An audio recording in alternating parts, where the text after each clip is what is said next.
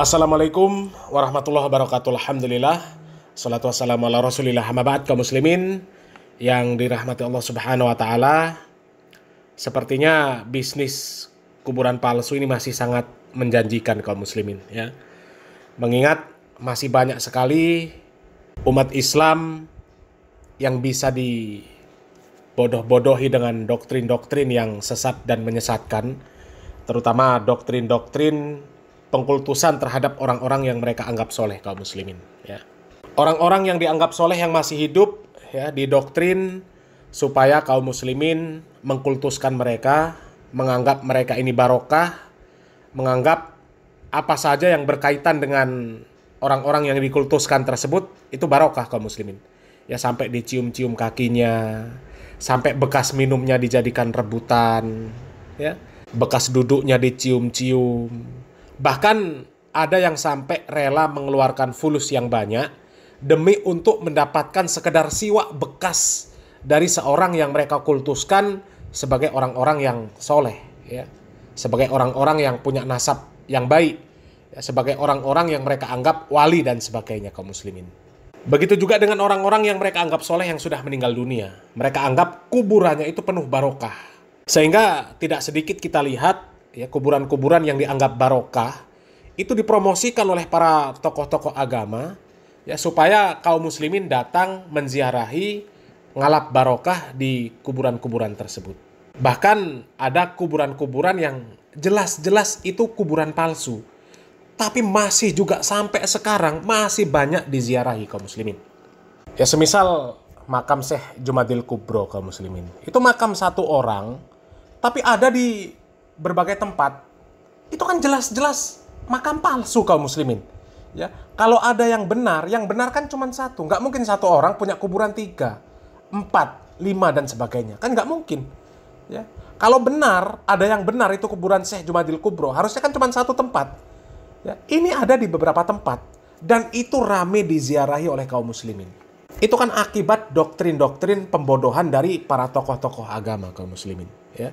Kalau nggak berasal dari doktrin-doktrin tokoh agama, nggak akan mungkin kaum muslimin datang menziarahi kuburan-kuburan yang seperti itu, yang jelas-jelas palsu, kaum muslimin, ya. Dan sepertinya kuburan-kuburan yang seperti itu, ya, itu menjadi inspirasi bagi para tokoh-tokoh agama yang mereka tidak takut akan azab Allah Subhanahu wa taala, tidak takut dosa.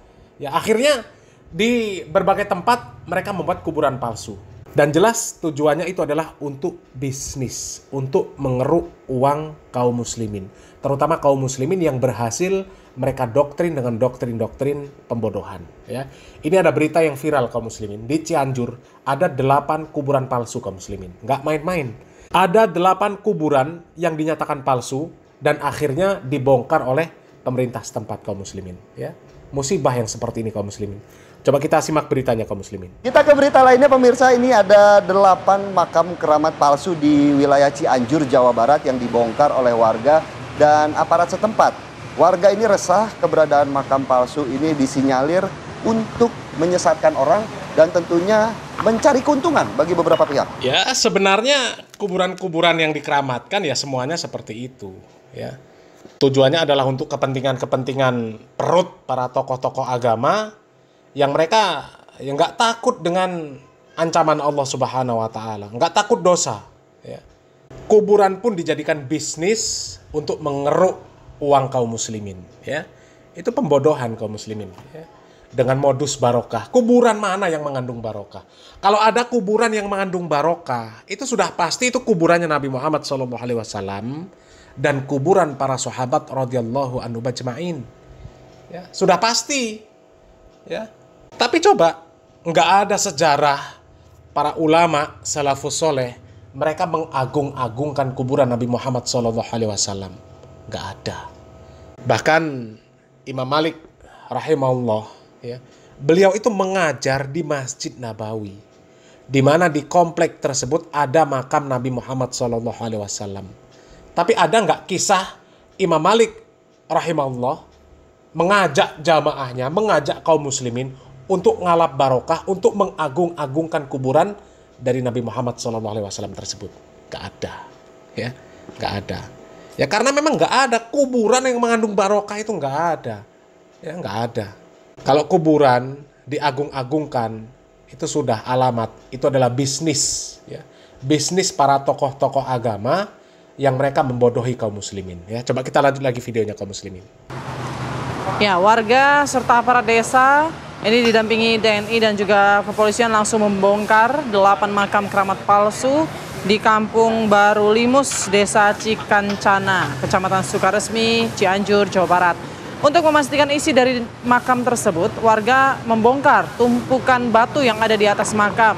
Dan ternyata hanya makam buatan yang ditumpuk batu sungai dan nisan, kemudian ditutup kain putih.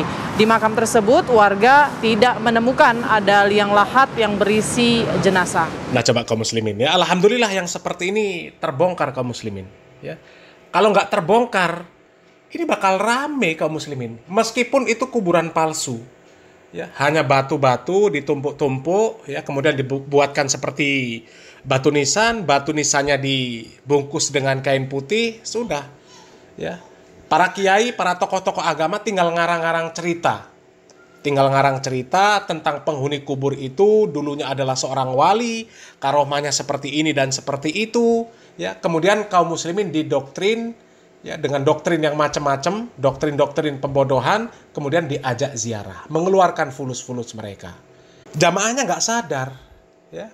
Yang ada di pikiran jamaahnya, ya saya punya hajat, saya datangi kuburan wali punya karomah ini, mereka adalah orang-orang yang dekat sama Allah, kalau saya berdoa di dekat kuburan mereka, itu bakalan cepat dikabulkan. Ya, mereka nggak peduli, mereka ini dibisnis sama kiai-kiainya. Sekali berangkat, tur ziarah ke makam-makam orang yang dianggap wali itu, ya, sekali berangkat sekian ratus orang, satu orang bayar sekian juta, ya. Sekali berangkat kiainya sudah untung banyak, sudah untung banyak, jamaahnya ngaplo, yang didatangi ternyata kuburan-kuburan palsu, ya. Dan kalaupun nggak palsu, ajaran siapa? Ngalap-ngalap barokah, tur ziarah ke kuburan-kuburan untuk ngalap barokah, itu ajaran siapa? Wong Nabi Muhammad SAW sudah melarang kita untuk melakukan perjalanan jauh dengan niat bentuk ibadah kecuali ketiga masjid. Yang pertama Masjidil Haram, yang kedua Masjid Nabawi, yang ketiga Masjid Aqsa. Ya. Di mana masjid ini memiliki keutamaan yang tidak dimiliki oleh masjid-masjid yang lain. Selain daripada tiga masjid ini sama saja. Ya. Mau dibangun wali, mau dibangun gubernur, mau dibangun presiden, ya nggak ada keistimewaannya. Semuanya sama. Lah ini relatur ziarah ke kuburan, mengeluarkan fulus yang banyak dengan harapan barokah. Padahal itu doktrin pembodohan dari para tokoh-tokoh agama mereka. Apalagi kuburannya kuburan-kuburan palsu. Ya.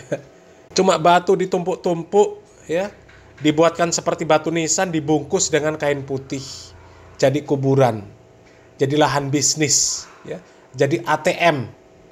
Lagian siapa yang mengajarkan batu nisan dibungkus-bungkus dengan kain kafan itu siapa yang ngajarkan? Ya. Siapa yang ngajarkan? Yang dibungkus dengan kain kafan itu mayat.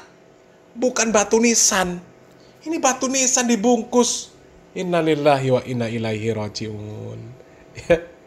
Belum lagi itu kuburan-kuburan yang dikeramatkan itu kan dihias-hias. Ya, hiasannya luar biasa. Ya, kuburan sudah seperti kamar pengantin. Ya, itu tujuannya apa? Ya, tujuannya apa? Kalau memang yang seperti itu disyariatkan para sahabat radhiyallahu anhum ajma'in, ya, apalagi anak Nabi, istri Nabi, sudah pasti mereka berlomba-lomba membangun makam Nabi Muhammad SAW dibuat sebagus mungkin. Ya, tapi sekali lagi, nggak ada satupun riwayat yang menyebutkan bahwa Aisyah radhiyallahu taala anha, Fatimah radhiyallahu taala anha, para sahabat radhiyallahu anhum ajma'in, mereka membangun kuburan Nabi. Mereka membangun dengan megah kuburan Nabi. Nggak ada riwayatnya. Karena itu bukan syariat Islam, bahkan itu dilarang oleh Nabi Muhammad SAW. Ya, coba kita lanjut lagi kaum muslimin. Nah, sebelumnya ini tidak ada makam di area tersebut. Namun 2 tahun terakhir ini tiba-tiba ada 8 makam yang tidak jelas asal-usulnya dan juga tidak disertai nama jenazah di batu nisannya. Cukup banyak loh ya, 8 makam loh.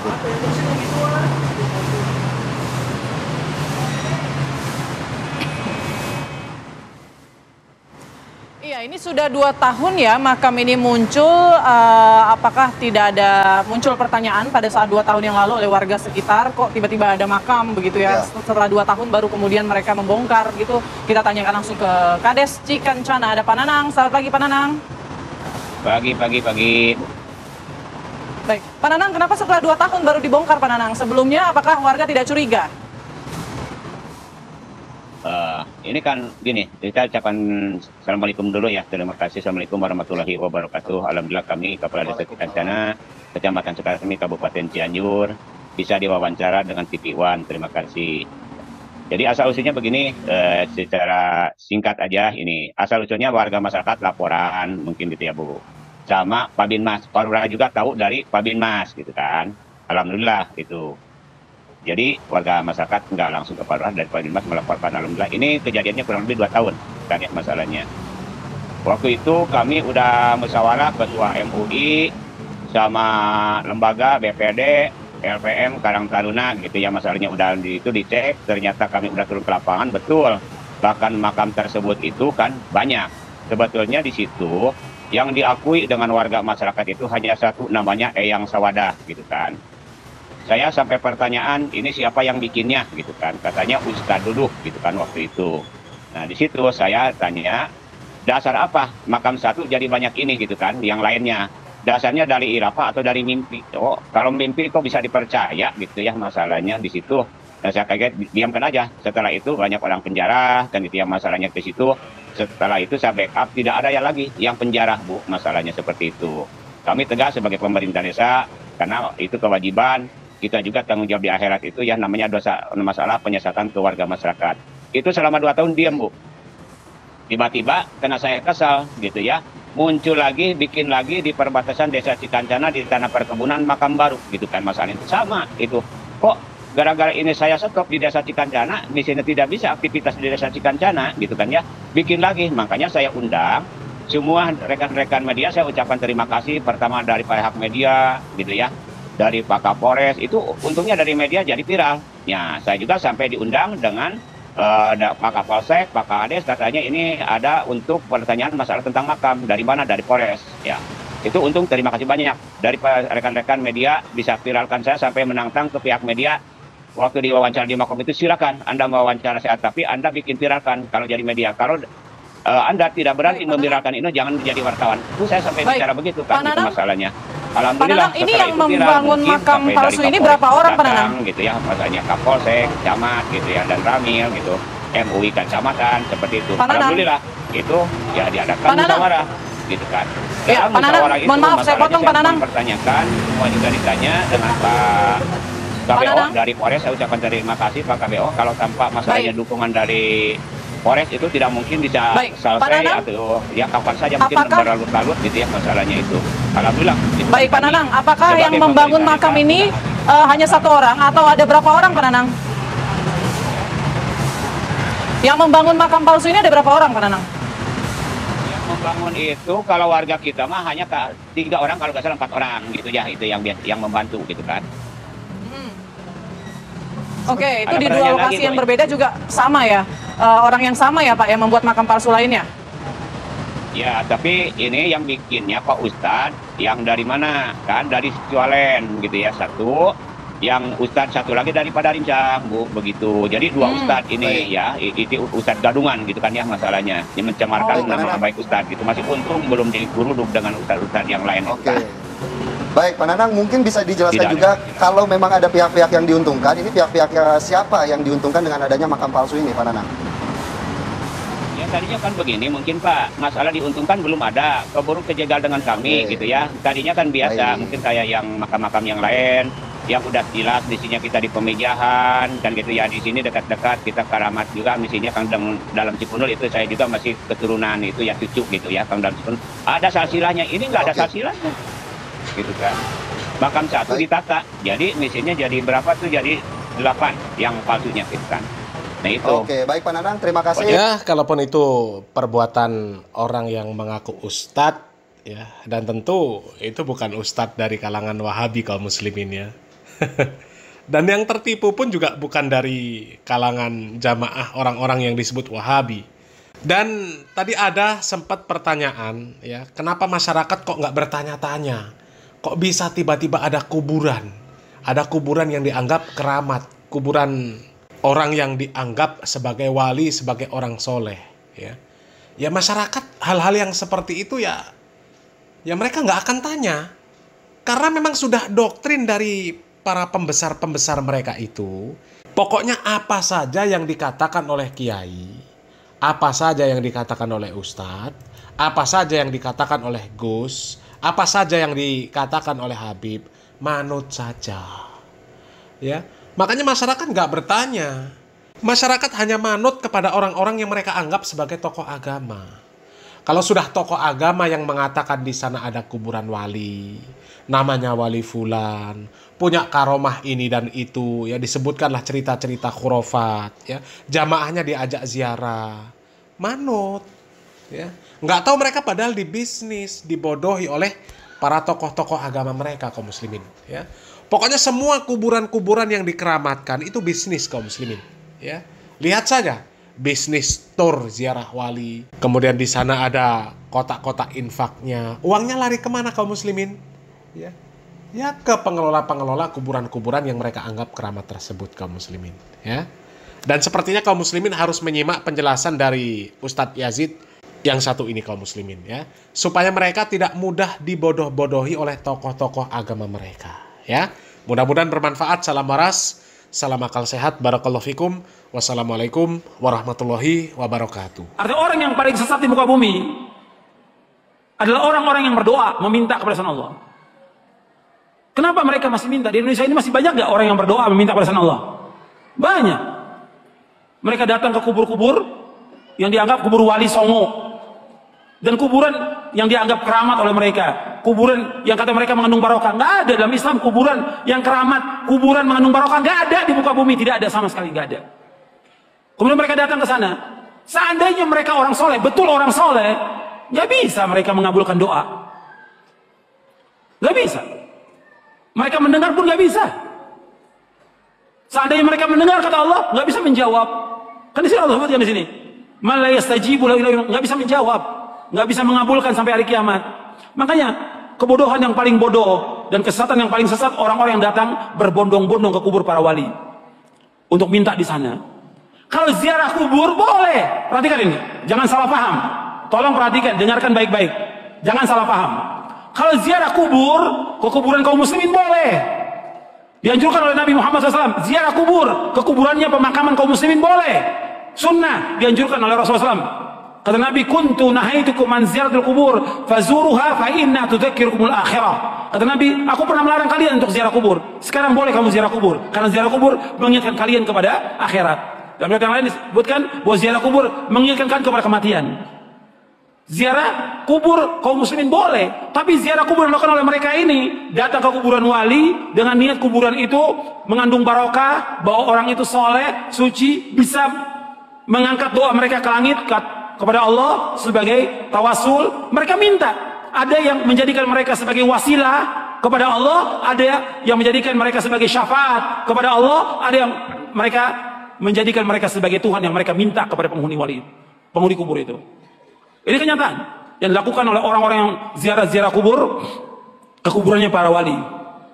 Dan ini kalau Anda perhatikan kerusakannya luar biasa ini. Karena masalah akidah, masalah tauhid, mereka memalingkan ibadah kepada selain Allah yang Allah tidak redha selama-lamanya. Di dalam buku atau kitab Ushul Salatah oleh Syekh Muhammad bin Abdul Wahab dikatakan, innallaha la yarda ay yushraka ma'ahu ahadun fi ibadatihi la malakun muqarrabun wala nabiyyun mursal. Allah tidak redha selama-lamanya apabila Allah disekutukan dengan makhluknya, apakah dengan malaikat yang dekat atau dengan nabi yang diutus. Allah nggak redha. Maksudnya kalau ada orang yang berdoa meminta pada malaikat Jibril, minta kesembuhan, minta rezeki, minta dimudahkan urusan, Allah nggak redha. Karena malaikat Jibril nggak bisa mengabulkan doa. yang mengharapkan Allah, atau kepada Nabi yang diutus. Orang datang ke kuburannya Nabi Muhammad SAW, minta kepada Nabi Muhammad SAW supaya dimudahkan rezekinya, supaya dimudahkan jodohnya, supaya dagangannya laris, supaya segala macam. Allah nggak redo. Kenapa? Doa itu wajib dipanjatkan dan hanya ditujukan kepada Allah saja, tidak kepada yang lain. Allah nggak redo. Hatta kepada orang yang paling soleh kepada Nabi Muhammad SAW, orang datang kepada kuburan beliau minta, Allah nggak redo. Makanya nggak ada seorang sahabat pun yang datang ke kuburan Nabi untuk minta sesuatu, tidak ada. Tidak ada seorang sahabat pun radhiyallahu anhu ajmain yang datang ke kuburan Nabi untuk minta sesuatu, tidak ada sama sekali. Mereka berdoa langsung kepada Allah. Begitu juga setelah wafatnya Khulafaur Rasyidin, nggak ada orang datang. Tapi belakangan di abad kedua, ketiga mulai, siapa yang melakukan pertama kali penyembahan kepada kubur yang dikeramatkan pertama kali di muka bumi? Syiah. Pertama kali, laknatullah alaihim. Pertama kali Syiah yang menyesatkan kaum muslimin. Mereka katakan kubur imamnya, kemudian kubur Husain mereka sembah, mereka tawaf di situ. Itu pertama kali. Sunnahnya orang Syiah, sunnah sayyi'ah, sunnah jahiliyah yang mereka lakukan. Bukan sunnah hasanah, sunnah sayyi'ah. Mengajak orang untuk menyembah kubur. Setelah itu diikuti oleh apa? Diikuti oleh yang kedua, tarekat sufiyah. Yang pertama Syiah, laknatullah alaihim. Yang kedua tarekat sufiyah, menganggap bahwa gurunya, syekhnya sebagai wali, sudah mencapai tingkatan yang paling tinggi, sampai datang. Sampai syekhnya mengatakan di buku-buku mereka, di kitab mereka, kalau kamu mengalami kesulitan, kesusahan dan saya sudah mati, kamu datang ke kubur saya, kata mereka begitu. Ini sesat dan menyesatkan kaum muslimin. Anda melihat sekarang tambah banyak orang yang pertama kali mulai kuburan itu disembah, kemudian dibangun kubur di dalam masjid, itulah orang-orang Syiah. Nggak akan bertemu dalam Islam antara kuburan dengan masjid selama-lamanya, tidak akan ketemu dalam Islam. Adapun kuburan Nabi SAW itu di luar masjid. Kemudian pada khalifah zaman Abdul Malik dibongkar, dimasukkan, dan sahabat sudah mengingkari yang masih hidup pada zaman itu. Nggak bisa bersatu. Dan beda kuburan Nabi. Karena apa? Nggak mungkin kuburan Nabi akan dibongkar, dipindahkan ke Baqi, nggak mungkin. Karena Nabi nggak mau. Kalau dibagi akan disembah oleh manusia. Makanya Nabi dibedakan khusus untuk Nabi, dikuburkan di tempat itu dengan dua sahabatnya, Abu Bakar dan Umar. Adapun kuburan lain nggak boleh, nggak bisa bersatu antara masjid dengan kuburan selama-lamanya. Yang pertama kali Syiah. Karena ini perbuatan siapa? Perbuatannya orang-orang Yahudi dan Nasrani. Maka 5 hari menjelang wafatnya Rasulullah mengatakan, la'natullahi 'alal yahudi wan nasara ittakhadhu qubur anbiya'i masajid. Wa ana anhaakum an dzalik. Mudah-mudahan, kata Nabi SAW, 5 hari menjelang wafat, mudah-mudahan Allah melaknat orang Yahudi dan Nasrani karena mereka menjadikan kubur Nabi mereka sebagai tempat ibadah. Aku larang kalian jangan melakukan seperti mereka. 5 hari menjelang wafat. 5 hari. Terus Nabi ingatkan umatnya, jangan seperti Yahudi, jangan seperti Nasrani yang mereka menjadikan kubur Nabi mereka sebagai tempat ibadah. Aku larang. Kuburan bukan tempat ibadah, kuburan. Dan nggak boleh melaksanakan perjalanan ke makam-makam, nggak boleh. Ziarah kubur boleh, tapi menentukan makam tertentu untuk ziarah mempunyai keutamaan nggak boleh. Yang punya keutamaan 3 masjid, masjid aja cuma 3 masjid dari seluruh dunia yang mempunyai keutamaan. Kata Nabi SAW dalam hadis yang saya ada di buku ini, la tushaddur rihalu illa ila 3 masajid, masjid hadza wa masjidil haram wa masjidil aqsa. Kata Nabi nggak boleh mengadakan perjalanan dengan niat ibadah kecuali 3 masjid. Tidak boleh mengadakan perjalanan safar dengan tujuan ibadah kecuali 3 masjid. Pertama masjidku ini, Masjid Nabawi. Yang kedua Masjidil Haram. Yang ketiga Masjid Aqsa. Masjid aja nggak boleh. Ada di Bandung umpamanya ada masjid yang bagus. Orang mengatakan bahwa masjid itu punya keutamaan, nggak boleh. Semua masjid sama. Masjid di sini di Pusdai atau masjid yang lain yang dibangun semua sama. Ganjarannya sama kalau orang sholat di dalamnya. Kecuali 3 masjid. Masjid Nabawi sekali sholat di sana 1000. Lebih dari masjid yang lain. Kalau di Mekah, di Masjid Haram, di Mekah maksudnya di Masjid Haram saja. Bukan di masjid yang lain, maka bukan di Masjid Haram saja itu 100.000 keutamaan dari masjid yang lain seluruh dunia. Kalau di Masjid Aqsa 250. Itu keutamaan yang disebutkan oleh Rasulullah Shallallahu Alaihi Wasallam. Kalau masjid yang nggak punya keutamaan kecuali 3 masjid, apalagi kuburan. Kuburan nggak punya keutamaan sama sekali. Makanya orang-orang yang datang dan meminta ke kubur-kubur, Allah menyebutkan dalam Al-Quran ini orang yang paling sesat di muka bumi. Antum catat tuh ayatnya, ya. Surah Al-Ahqaf, surah 46, ayat 5 dan 6. Ini dalil